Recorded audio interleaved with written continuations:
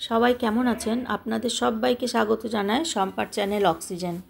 আজকে একটা অন্যরকম ব্লগ নিয়ে চলে এসেছি।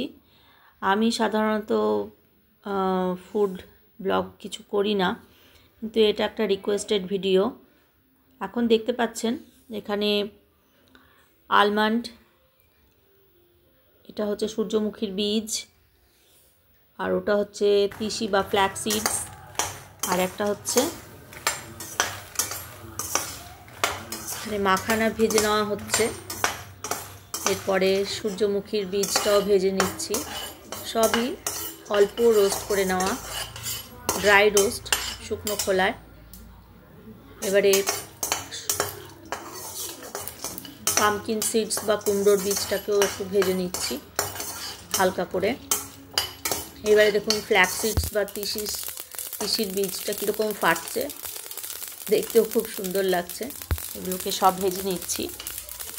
এবারে চলে এলাম আলমন্ড ভাজতে একটু সময় লাগবে, কিন্তু ওটাকে একটু ভালো করে একদম সিমে করে অল্প আঁচে ভেজে নিতে হবে।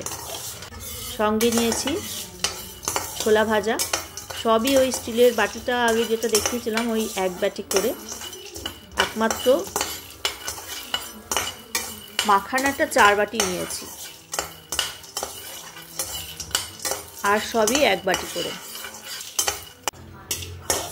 এটা কিছু পিনাটস বা চিনে বাদাম যেটা বলে, সেটাও ওই এক বাটি, ছোটো বাটির এক বাটি।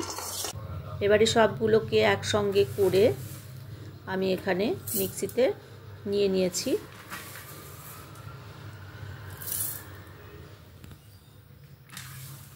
গ্রাইন্ডারে দিয়ে এবারে মিহি পেস্ট করে নেব।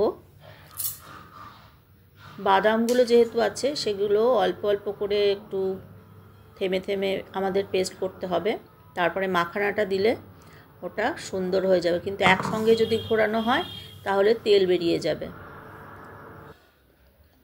এবারে আমাদের রেডি, কাঁচের শিশিতে ভরে রাখুন। এটা আমার 1 সপ্তাহ চলবে। এবার ন্যাচারাল মিষ্টি স্বাদের জন্য আপনারা ইচ্ছা করলে দুলালচন্দ্র ভরে তাল মিছরি অ্যাড করে নিতে পারেন, বা ওর সঙ্গে একসঙ্গেই গুঁড়িয়ে রেখে দিতে পারেন। আমি তা করি না, আমি এই খেজুর, কিশমিশ এগুলো রাত্রে ভিজিয়ে রাখি, আর সকালবেলা উঠে এগুলোকে ভালো করে পেস্ট করে নিই।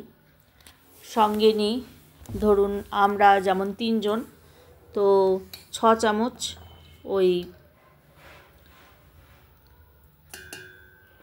ডাস্টটা নেব,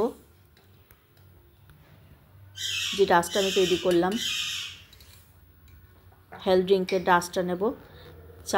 6 চামচ নিয়ে এটাকে ভালো করে জল দিয়েও আপনি পেস্ট করে খেতে পারেন, আর চাইলে দুধ দিয়েও পেস্ট করে খেতে পারেন। আমার হেলথ ড্রিঙ্কস রেডি।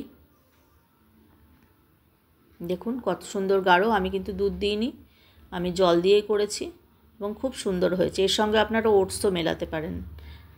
তো আজকের এই ব্লগটা কেমন লাগলো জানাবেন, সাবস্ক্রাইব করবেন, পাশে থাকবেন, আর একটা লাইক করবেন।